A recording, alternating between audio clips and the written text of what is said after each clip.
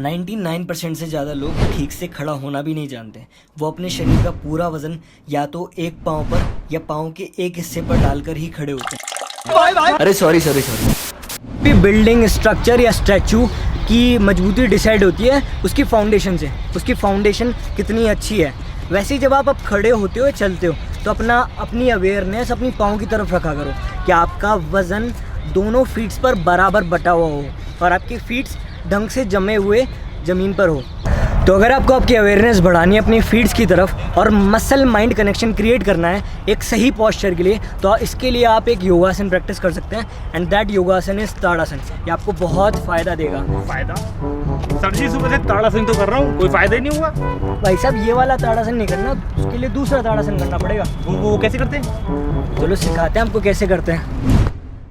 ताड़ासन सबसे पहला and most foundational pose है क्लासिकल योगा का। इस पोज को हम सीखेंगे the Light on Yoga book of BKS Iyengar. BKS Iyengar sir ने इसको बहुत ही अच्छे तरीके से एलोब्रेट करा है इस बुक में। आप सभी को पता ही होगा BKS अयंगर सर बहुत महान गुरु थे और उन्होंने एक बहुत कमाल की बात बोली थी। जब भी कोई इनसे पूछता था गुरुजी थायराइड के लिए कौन सा योगा करें, बैक पेन के लिए, नेक पेन के लिए कौन सा योगा करें, तो उन्होंने बहुत इंटरेस्टिंग सा जवाब दिया था कि अगर आप अपने फीट्स पर सही तरीके से खड़ा होना सीख जाएं तो आप किसी भी तरीके के पेन से रिलीफ पा सकते हैं। So now I am gonna start with the most foundational pose of classical yoga, that is tadasana. Tadasana is like standing upright like a mountain, पर्वत की जैसे स्थिर और सीधे खड़े होना। तो हम ताड़ासन की प्रैक्टिस स्टार्ट करते हैं। ताड़ासन की प्रैक्टिस के लिए आपको सीधा खड़ा होना है। आपके जो फीट्स हैं वो सामने की तरफ हो इस तरीके से। कई लोग फीट्स को बाहर की तरफ रखते हैं, एंकल्स को, कई लोग अंदर की तरफ रखते हैं। इससे बॉडी का बैलेंस बिगड़ता है। तो आपको फीट्स को बराबर सामने की तरफ रखना है। ये एक मीडियम लाइन होती है, उस पर आपका अंगूठा होना चाहिए, ना बाहर ना अंदर, इस तरीके से।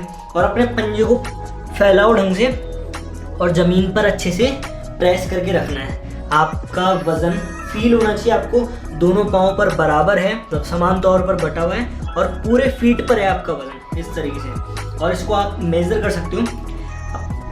अपनी जो फीट है, इस फीट में 3 पॉइंट होते हैं। ये आपका बिग टो का जॉइंट, ये आपका लिटिल टो और ये हील।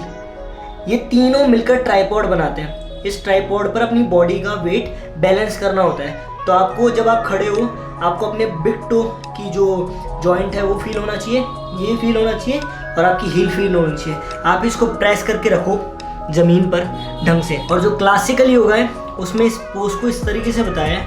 आप अपने दोनों पंजों को मिला लीजिए और अपनी दोनों हिल्स को मिलाकर इस तरह से खड़े हुए। उसके बाद में आप अपने राइट फीट को उठाएं और पूरे पंजे को फैलाएं इस तरीके से। पंजा फैलाया, रखा, फिर राइट हील उठाई, उसको ढंग से जमा कर रखा।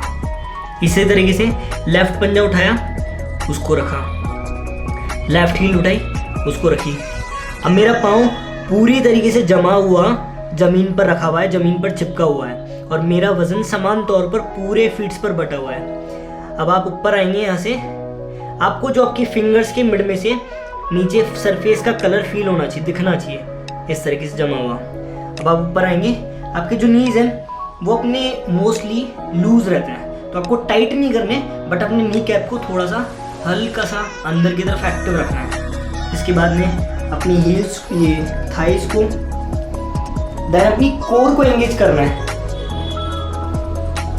जब शादियों में या फिर कभी फोटो खींचती है तो लोग पेट ना दिखे उसके लिए अपने पेट को अंदर रखते हैं, करते हैं, बट फिर उससे कोई फर्क नहीं पड़ता। इसके लिए आप अपने कोर पे एंगेज करना सीखो। अपनी कोर पे एंगेज करने के लिए आप अपने जो ग्लूट्स होते हैं, अपने हिप्स को अंदर कंट्रोल करो। लोगों को बहुत ज़्यादा फैले हुए होते हैं, उनको बोलो बॉस थोड़ा अंदर आ जाओ, इतना बाहर फैल के मत रहो। इस तरीके से जैसे नॉर्मली है, हल्का सा आपको कॉन्टैक्ट करना है इनको। और अपने जो हिप्स हैं आगे की तरफ डिप नहीं हुए, पीछे की तरफ ज़्यादा निकले हुए नहीं हुए। आपकी हील्स के ऊपर होना चाहिए आपके हिप्स का वेट, कॉन्टैक्ट हुए। जैसे आप इनको थोड़ा सा कॉन्टैक्ट करोगे आपकी कोर अपने आप एंगेज हो जाएगी इस तरीके से। मेरे फीट्स मिले हुए हैं, नी कैप एक्टिव है, मैंने हिप्स को अंदर की तरफ थोड़ा कॉन्ट्रैक्ट कर लिया है, कोर एंगेज है।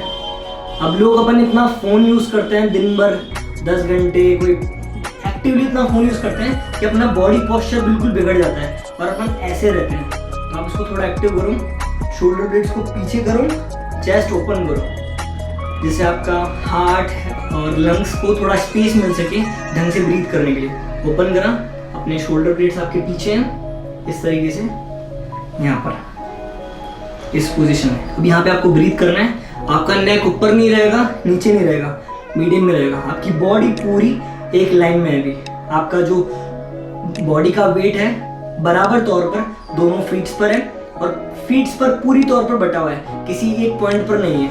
तो अगर आप इस पोजीशन में खड़े होते हैं तो आपकी बॉडी पूरी तरीके से बैलेंस होती है और इस पोज को कोई भी कर सकता है। किसी के डायबिटीज़ हो, हाई ब्लड प्रेशर हो, नी पेन हो, कुछ भी पेन हो, जब आप इस पर प्रैक्टिस करने लग जाओगे तो आपका मसल माइंड कनेक्शन बनेगा और बॉडी के प्रति आपकी अवेयरनेस बढ़ेगी कि आपको कैसे खड़ा होना चाहिए। आपके एंकल्स अंदर की तरफ नहीं मुड़े हुए हो, बाहर की तरफ नहीं हो, एंकल सामने हो, इस तरीके से।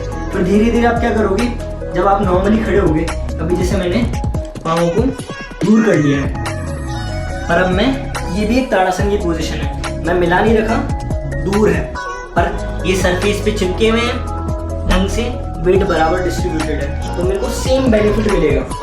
सेम बेनिफिट जो ताड़ासन से मिलेगा वो इस पोजीशन में खड़े होने से मिलेगा। बिल्कुल एक्टिव पोस्चर है, मैं नीचे से ऊपर तक अपनी बॉडी को एक्टिव कर रहा हूँ। This is like this. तो आशा करता हूँ आपको ताड़ासन कैसे करना है समझ में आ गया होगा। अगर आप इसको रेगुलरली प्रैक्टिस करेंगे तो आपकी अवेयरनेस बढ़ेगी अपने फीट्स की तरफ। So thanks for watching this video. अगर आपको वीडियो पसंद आई हो तो अपने किसी भी एक दोस्त के साथ इसे शेयर कीजिए। आप मेरे साथ सोशल मीडिया, इंस्टाग्राम, फेसबुक पर भी जुड़ सकते हैं, लिंक डिस्क्रिप्शन में मेंशन है। Thanks for watching. जय हिंद।